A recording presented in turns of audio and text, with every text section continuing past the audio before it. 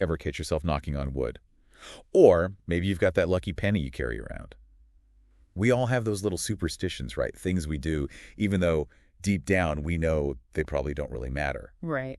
But what if I told you that even pigeons can be superstitious? Interesting. Today we're diving deep into the world of superstitions. Okay. We're going to be looking at a fascinating study from way back in 1948 Okay. by the famous B.F. Skinner, the father of what's called radical behaviorism. You know, it's amazing how this study really challenges what we think about being superstitious. Yeah. We usually think of it as like a human thing, Yeah. something that needs like complex thought processes. But Skinner's work suggests it could be way more basic than that. Like maybe it's rooted in like just basic learning principles. So before we get to those pigeons, let's break down this radical behaviorism thing. What was Skinner's big idea? Well, Skinner believed that all behavior, even thinking and feeling, is shaped by what happens afterward, by the consequences. It's all about reinforcement, Actions that lead to rewards, those get repeated. And then punishment, stuff that leads to bad consequences, those happen less often. He argued that almost everything we do can be traced back to like these patterns of rewards and punishments throughout our lives. So like training a dog. Give them a treat when they sit, and they learn to associate that action with something good. But what happens when you stop the treats? Do they just forget how to sit? That's where extinction comes in. When a behavior isn't reinforced anymore, it slowly fades away. It could be gradual, like your dog sitting less and less as the treats disappear. Right. Or it could be sudden, like if you suddenly change all the rules of the game. And here's the thing. Some behaviors are way harder to extinguish than others, especially those learned through what we call partial reinforcement. Partial reinforcement? Yeah. What's that about? Imagine playing a slot machine. You might lose a lot, but every so often you hit that small jackpot. That occasional win, it's enough to keep you hooked, even though you're losing more than winning. That's partial reinforcement. The reward isn't guaranteed every time, so it creates this, persistent hope that keeps you going. Oh, I see. Like that almost winning feeling that keeps you pulling the lever. Exactly. Or hitting refresh on that web page. Yeah. But how does all this relate to pigeons and superstitions? And us? Well, that's where Skinner's famous pigeon experiment comes in. He wanted to study how learning works, so he created this controlled environment called a Skinner box. It let him really manipulate the consequences of the pigeon's actions. Okay, so paint us a picture. What did this Skinner box look like? What was so special about it? Picture a small space, just big enough for a pigeon. Inside, there's this food dispenser, dropping food pellets at regular intervals. Sometimes there are things like levers or discs that the pigeon can interact with. This setup lets Skinner see how the pigeon's behavior changed based on the rewards they got. So, like a little pigeon laboratory. Great. And how did those pigeons get superstitious in this setup? Was it haunted? Not haunted, but the way Skinner set things up was pretty clever. He used something called non-contingent reinforcement, which basically means the pigeons got food no matter what they were doing. Every 15 seconds, bam. A food pellet, whether they were pecking, preening, or just chilling. Wait, so they were getting free food no matter what they did? That doesn't sound too bad. Exactly. But here's where it gets interesting. Even though the food was totally random, had nothing to do with their actions, the pigeons started developing these weird, almost ritualistic behaviors. Like what? Did they start tap dancing? Haha, close. One pigeon started turning in circles, another kept bobbing its head in a corner, and another one, it even looked like it was lifting an invisible bar over and over again. It was as if they believed these random actions were making the food appear. Hold on. So they were acting like their little dances were bringing them food. Yeah. Even though it was coming anyway, every 15 seconds. Every 15 seconds. That's incredible. It's a perfect example of how superstitions emerge. They were connecting random actions to a reward, even though there was no real connection. And it's even more interesting. Skinner messed with the timing of the food for one of the pigeons. Instead of a guaranteed pellet every 15 seconds, Yeah. this pigeon had to wait, like on a more unpredictable schedule. Exactly. What happened? Did it just give up on the little dance? Nope. In fact, its superstitious behavior, it actually got even stronger. Really? Yeah, like way more intense. This pigeon, it ended up hopping over 10,000 times before it finally stopped. Wow. That's commitment. 10,000 hops just for a little food pellet. It makes you wonder if we're really that different from these pigeons, That's what Skinner was getting at. He was saying that this is how lots of our human superstitions, this is how they start. Okay. We connect random actions to something good happening, even if there's no logical link between them. So, like, that time I wore my lucky socks to a job interview and I got the job? Uh-huh. Logically, I know the socks had nothing to do with it. But a part of me still thinks, well, maybe. It's totally normal to make those connections. Our brains, they just love to look for patterns to explain things, you know? Right. And sometimes that means connecting things that aren't really connected, especially when things feel uncertain or unpredictable.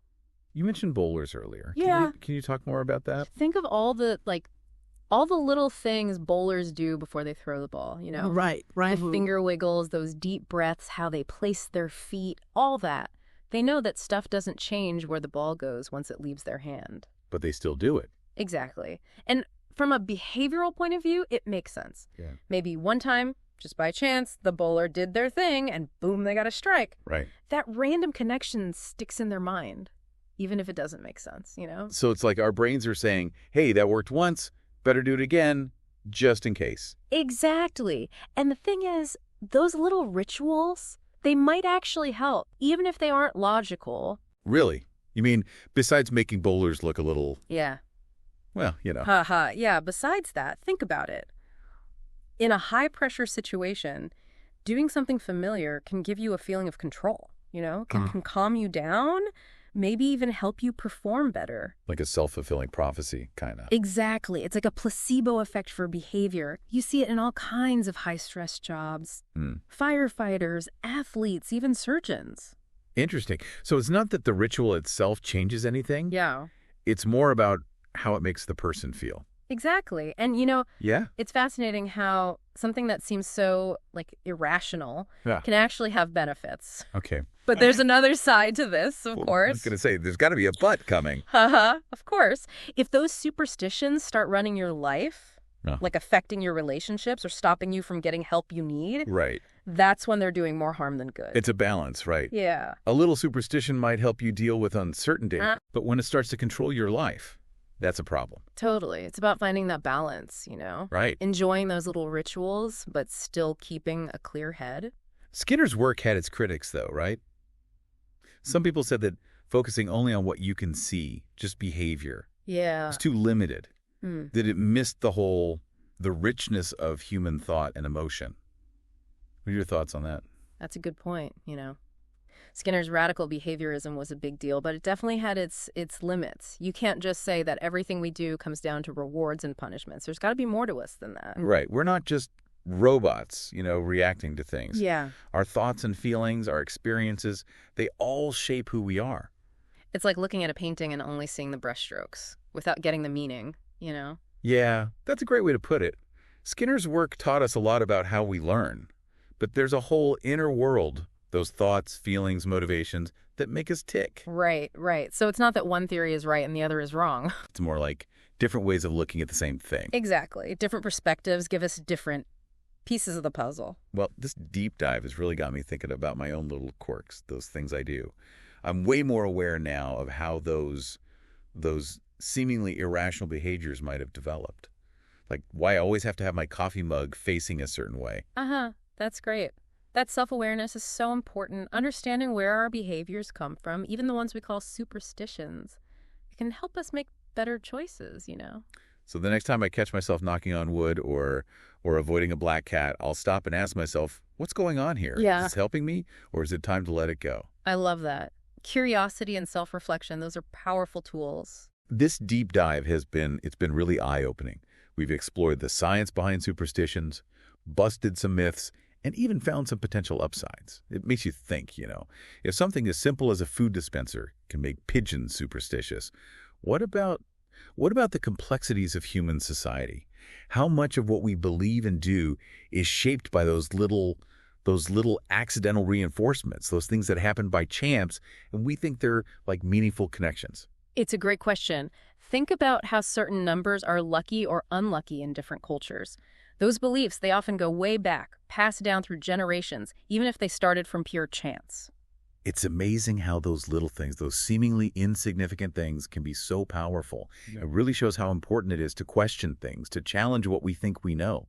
If we don't, we might just be living out a bunch of superstitions without realizing it. Absolutely. Critical thinking, it's so important. Yeah. Recognizing our biases, questioning the information we get, looking for evidence to back up what we believe, that's key. Well said. This deep dive has given us a fresh take on superstitions.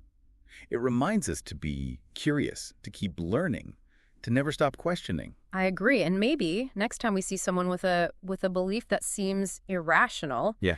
we can try to be more understanding, more empathetic. After all, their actions, like those pigeons in Skinner's box, they're shaped by so many things, experiences, and things that have happened to them. So as we wrap up this amazing deep dive, here's a final thought for our listeners. What seemingly irrational things do you find yourself doing? Could those be actually helpful, or maybe it's time to look at them again? Remember, self-awareness, that's the key to making positive changes.